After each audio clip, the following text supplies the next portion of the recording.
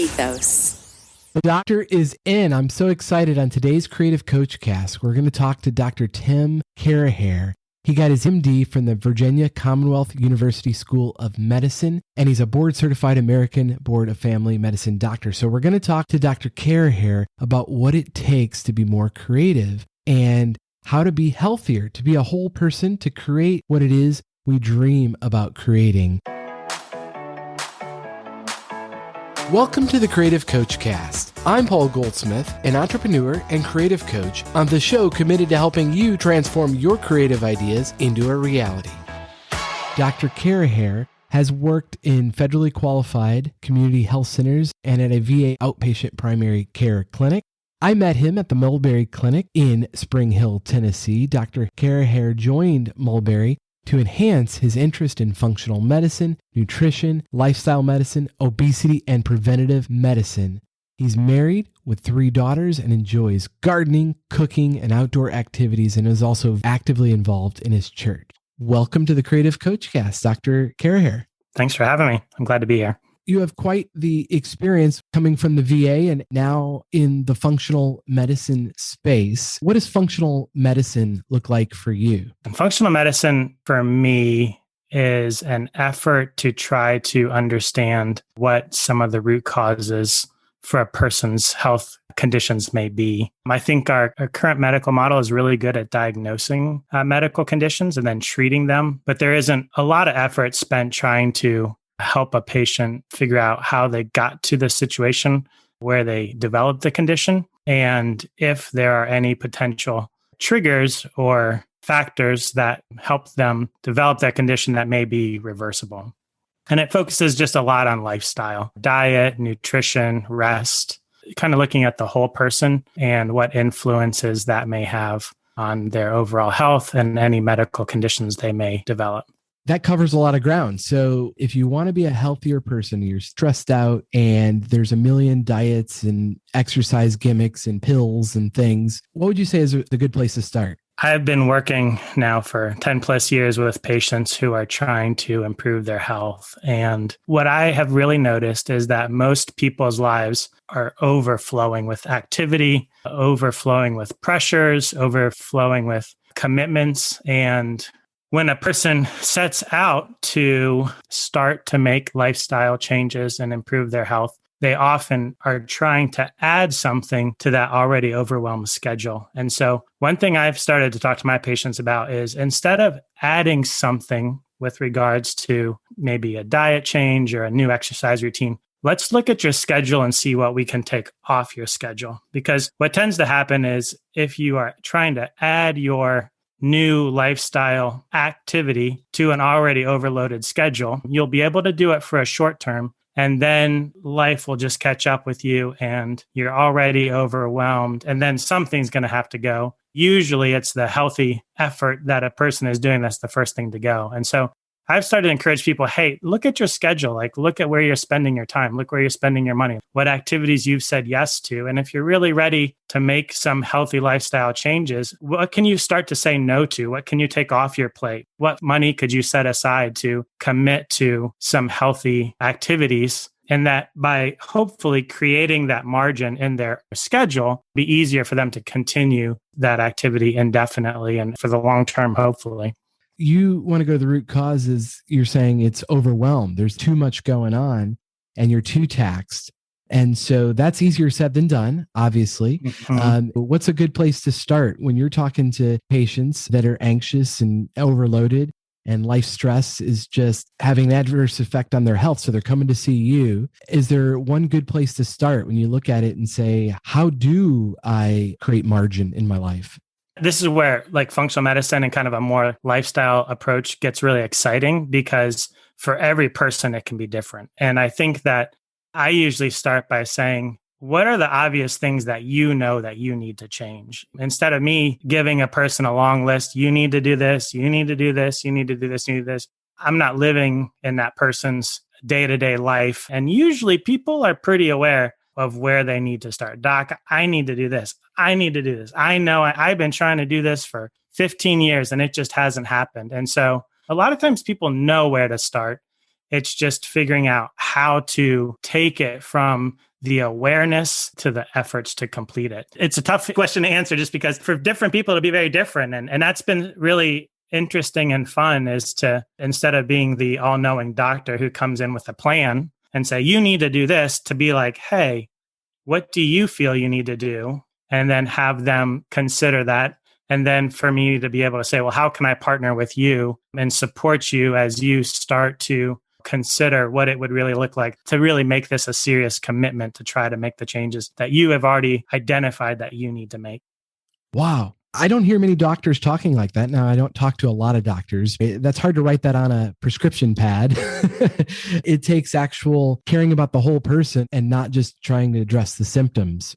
I like to offer practical things that people can do to implement. And so finding a doctor like you or other coaches and people to help you to be accountable with that, if you already know that, okay, I need to eat healthier. We all know that we should eat healthier. Where's one place to start that might be something to explore if you want to start eating better? You're busy, so you don't have a lot of time to prepare healthy meals. And so you need convenience. You need to be able to fit in your schedule. Where's a good place to start when it comes to eating healthier? When you're stressed out and when life is busy and when you have a lot going on, we need a quick solution. And by that point, there are some restaurants and now even some fast food type restaurants that are developing healthier options. And that's certainly a trend that's moving to the better. So that's exciting. But I kind of think that once you're in that place, to a certain extent, it's a little bit too late. Like, I've been in medicine, for example, but in many areas, we identify crisis situations. So for example, with medicine, you might have a code where a person stops breathing and their heart stops. And so we practice, our whole team is trained to know what to do in that critical emergent situation. And the way you have success in those emergent situations, when you have limited time, limited resources, when everybody needs to be on the same page and to work together, is by having a plan. And that plan is established before the crisis develops. If you don't have your plan in place, and if it isn't something that you've practiced with your team, then when the emergency happens, it's total chaos. And the person who needs help doesn't get the help that they need because you don't have good communication. People don't know their roles, and you're just unable to get the work done in that crisis situation. And so I've started to think about our lives, and our eating so often is a crisis situation, right?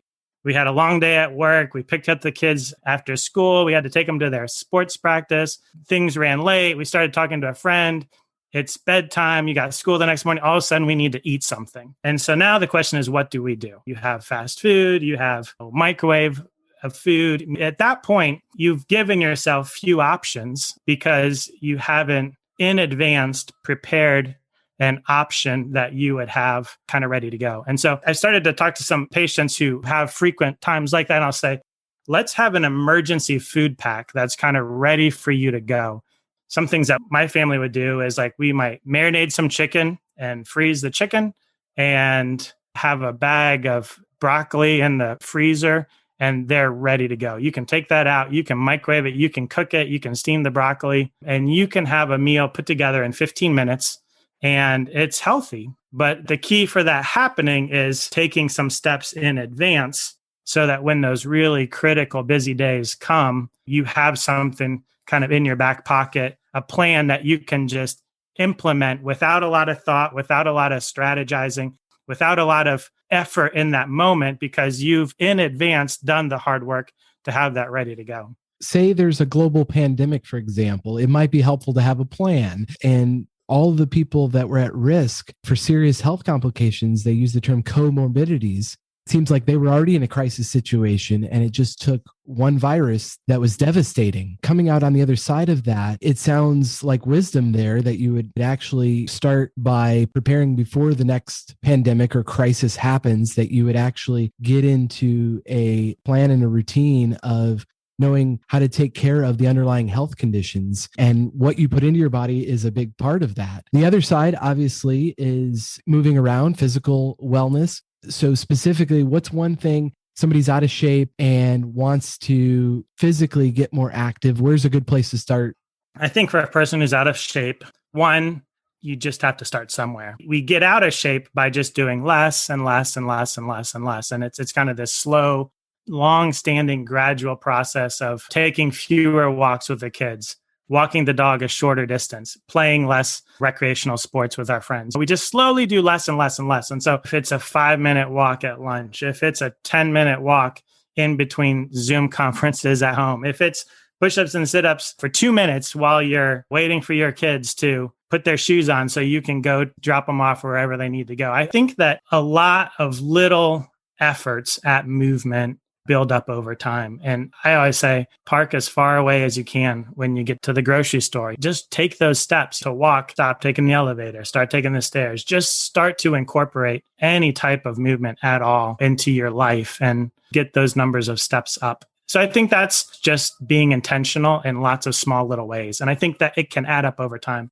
But I would say after that, I think find a class or find a group or find somebody to do it with. The people who physically active with friends, who join a class, who have a group that they're working out with will definitely be much more successful at continuing it and following through and really enjoying it. Because in addition to it just being physical activity, you're adding the community piece. And I think for so many of us, that is a critical need as well. If you're really out of shape, one, see your doctor. I think that's sure. Wise. Make sure you get their blessing to know it is safe for you to begin to exercise. And the other thing I would say too is kind of give yourself some grace and start slow.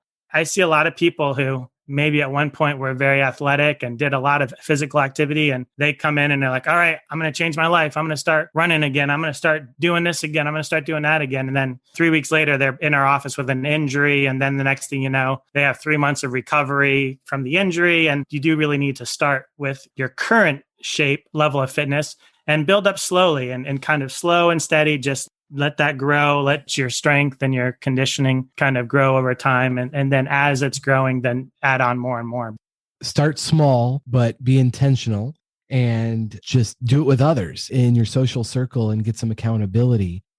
So I want to ask you about some of the things that are kind of trendy right now. One of the things that caught my eye, there's a lot of people doing intermittent fasting right now. What do you think of that? I personally intermittent fast most mornings. I used to try to eat my 3 meals and healthy snacks and spread out my food over the course of the day. And I was always the kind of person that by 10 o'clock in the morning, I was having a sugar crash and I was developing headaches and fatigue and reaching out for coffee to try to make it through my day. And as I started to read about intermittent fasting, I decided to try it. And so pushed back my breakfast. Instead of eating breakfast at 6, I started to take a really easy to eat breakfast to work that I could eat at any time. And I just would see how long I could push it back. And when I stopped eating breakfast and I started to fast more, my body kind of got used to it. And all those hunger cravings and headaches from hunger and brain fog and all just trying to get through my day just really cleared up. I've been really happy with it. I don't eat anything until lunchtime, and then I have a healthy lunch and then a healthy snack in the afternoon and then dinner at home. I do try to drink a lot of water throughout the day, and I've lost weight with it. And I just find that my workday goes really, really well. I just am able to be present, and that's been really helpful. Dr. Care here, breakfast is the most important meal of the day, and you're saying maybe not the case. Yeah, it's always hard. Doing research on nutritional interventions is challenging. There is kind of conflicting data on people who fast and don't fast. There's definitely an argument to be made for both sides. But for me personally, and I think a lot of people that I've seen, a lot of times our breakfast choices aren't great choices. If you're running through a McDonald's and you're grabbing hash browns, or, if you're getting your fast food on your way to work in the morning and it's just a lot of fat and a lot of calories, sometimes just taking that breakfast out of your diet will eliminate 400 to 500 calories or more a day. And there's just the sugar cycle. So the people who wake up and they have cereal and orange juice or coffee with sugar, or maybe they wake up and they have their waffles and syrup and some bacon and orange juice. A lot of those are carbs. And what happens is when you eat a lot of those simple carbs, it spikes your sugar and you get that sugar rush, and then your sugar crashes quickly. And that induces a lot of hunger. It induces a lot of cravings. And I think eliminating a lot of those less healthy breakfast options, I've just found that my day goes great. There certainly are some very healthy breakfasts, and it's not for everybody. And you don't have to do it. But for me, it's been helpful, and I've seen it be helpful for some other people. And you mentioned lower carbs. So what's the story on that? Low carb, I know that's a controversial topic. Is that a healthy thing for people to do that want to get in shape and be healthier? Again, there are a lot of experts that you can listen to that have a lot of great data and really argue points of ketogenic diet versus non-ketogenic diet and plant-based diet versus ketogenic diet. That is a very well-argued topic. But I think the obvious is that this is kind of the first time in history that there is just sugar everywhere. We just had my daughter's birthday, and I was just reflecting, right? Like a birthday cake probably started in times when getting refined flour and getting sugar was very difficult. And so to have a cake for your birthday was a great celebration because it was so exceedingly rare. But now we have cake 3 times a day. It's on every grocery store shelf, every gas station, ice cream, sodas, juice. It's everywhere. And it's never been like that, right? And our bodies are not made for that. And unfortunately, so many of the easiest foods are very high in sugar and carbs. And as a society, we do just overindulge in them. I think it's really obvious, but it's really powerful to just start to cut that out of our lives and just go for more unprocessed food, eliminating the sugary beverages, eliminating even juice as a beverage isn't super helpful. It's just a lot of sugar without a lot of value, a lot of pastas and breads. And we just turn to these things over and over. So many people do, and just really taking those out of their diet and just eating the natural, unprocessed foods. I think that many people do that already. And I think that's certainly a growing trend. And so there's many people who are very, very good at that.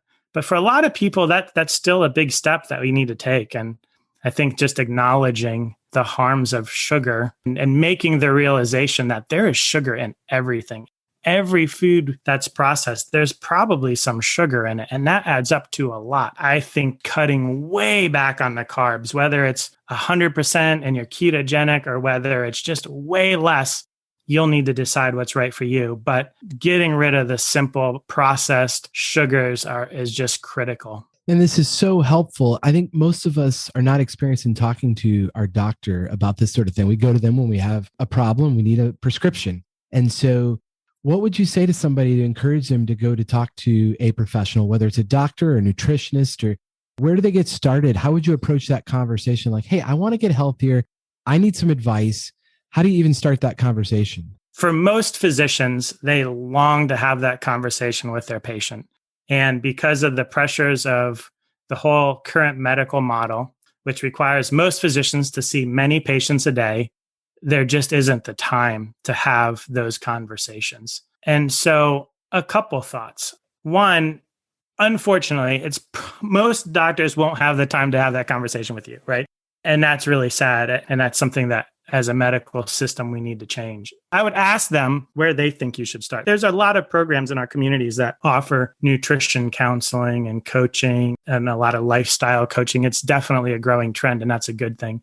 2, I think a lot of it is available just through research, on the internet and books. There's a lot of good books that you can find. Obviously, you need to be very careful with making sure your sites are a reliable site. Another thing I say is find a friend who you respect as a healthy person and just start talking to them. I have a patient who's lost a lot of weight, and he had a friend who was a healthy guy, and he exercised and he ate well, and he was badgering my patient for a while to make some lifestyle changes. And finally, my patient just went to him and said, "Hey, you're healthier than I. You've been telling me I need to get healthy. You're right. Help me. Like, why don't you coach me?" And it's been neat to watch their friendship as the one friend who has for years made health a priority has started to really coach and partner with my patient who hasn't made that an effort. And they've been very successful. A lot of the lifestyle interventions are things that they should be very obvious, right? You shouldn't need a doctor to tell you what recipe to make or to tell you how to be healthy, right? We should know, but society has made it so confusing. It's a trust issue. Yeah. What site do you trust? Who do you take advice from? So is there a site or is there a book that you would recommend that you think is a pretty balanced approach that might be a helpful resource? I really do like the book by Dr. Hyman, Food, What the Heck Should We Eat? I think that that's a really interesting book. It doesn't advocate for any specific diet, and it just helps you to really understand how our food is made and how it's processed. And it helps to sort through some of the confusion regarding what is good and what isn't good. It does have some concepts for some recipes and all. And I find that to be a really good kind of introduction to just considering what types of foods we should eat. He answers a lot of good questions in that book. And I think one other factor we have to consider would be sleep. I've recently started paying attention to that since I got my Oura Ring, and it's a sleep tracker. The average person, how much sleep do we actually need? Because we got a lot to do. And so we hear a lot of different things. What are your thoughts on the average person? How much sleep do we actually need each night? I personally have sleep apnea, and my family does it. We all do. And so I have personally experienced the effects of poor quality sleep.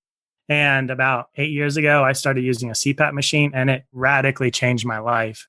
I think that poor quality sleep or not enough sleep it's kind of like a gateway health condition, because if you don't sleep well, it just gets you off on the wrong track. Then the next day, you're fighting to make it through your day. What do you turn to? Most people turn to caffeine and sugar. When you get to the end of your day and it's time to go exercise, you don't have the energy to do so. And for a lot of people, poor quality sleep can really start a negative spiral of just worsening health choices because we're just so tired. I really think that protecting your sleep is critical. We should wake up rested. We should wake up ready to go for the day. And we shouldn't be fighting falling asleep in the middle of the afternoon. We should get to the end of our day and have energy to go be physically active and play with your kids or go to the gym or go find some friends to do something with. And I think that if you neglect your sleep or you have poor quality sleep, you're going to struggle with everything. Depression, anxiety, it affects your relationships. It affects everything. I'm glad to see the new focus on sleep. And I would add to that real rest. I think as a society, we work hard and we play hard, but we don't really think about just stopping and just resting and just being. And I think that it's not sleep, but it's an emotional, physical, even spiritual rest that I think that many, many people don't incorporate into their schedule. Our schedules are just so full, doing. We don't spend a lot of time just being and just stopping and just reflecting. And I think that is as critical as our sleep. When we create space for that, it frees us, I think, to really be present when we do go back to work and we do re-engage. I think those two issues, good sleep and periods or times of rest, are very, very important. If the president calls you tomorrow and makes you the Surgeon General, America's top doctor, and you can give one piece of advice to the American people about how we can get healthier, what do you say? I think we just have to acknowledge that being healthy takes time and effort and resources, maybe financial, maybe not. And if we don't create the space for those efforts, we will not have health. I think that's my message to individuals. We need to analyze our lives and figure out where we can create the margin that we can then invest it into our health. We will not be healthy if we don't set aside time and make effort and invest in it. Sometimes we need a little nudge. We need okay, we're just trying to survive. Where do I start? And that's a good place to start, by analyzing your lifestyle and deciding, making your health an intentional a part of the equation of saying our family is going to eat healthier. We're going to have an emergency healthy meal at the ready when we don't have time to prepare a meal. We are going to be intentional about getting our steps in each day. And if that just means parking further away from the grocery store or work, it means taking the stairs and not the elevator. It means finding accountability and finding the healthiest friends you know and asking them if they would help you be a little bit healthier. I think that's incredible advice. It's just getting serious about wanting to impact it, not just for you, but your family. But this podcast is all about how do you create the things that you're inspired to create. And to do that, it starts with taking care of yourself. There's no quick fix. And so I've appreciated your transparency and honesty here. There's no magic pill. There's no magic diet. there's not one answer. It's just making sure that you're being intentional about it. I've been listening to your podcast about how to start the creative process. It's almost the same message, right? People who have that creative yearning to create and to express themselves and to do something are overwhelmed by life. And so I think what you've been helping people to really address is, how do I get started? And a lot of the recommendations that you've been making to creative people, I think you could equally apply to your health. The things that are not scheduled don't get done. So how do you schedule your exercise time? Taking 25 minutes and setting your Pomodoro timer, you know what I mean? To just be blocked and just go do something physical. In a lot of sense, the struggle of overcoming inertia and overwhelming life, when there's something inside of us that we know that needs to be prioritized and done, a lot of your recommendations towards creating space to do your creative work could also be applied to that need that we have to be healthy. And thank you for saying that. I am certainly no expert. The reason I started the podcast is I've learned a few things and I'm in process, and I want to share what I've learned and learn from others. And I really appreciate that, because I think we're all in this together, and I want to see others around me get healthier. We can help each other. And so anyway, I appreciate your time today. Dr. Carraher, thank you so much. Yeah, you're welcome. Thank you. If you are able to make a review of this podcast, then send me a screenshot of your review on either Instagram or Twitter. I'm at Paul J. Goldsmith, and I would be delighted to send you your very own 5-minute journal as a way of saying thank you for listening and reviewing the Creative Coach Cast so that others can find it. Thanks for listening. We'll talk soon.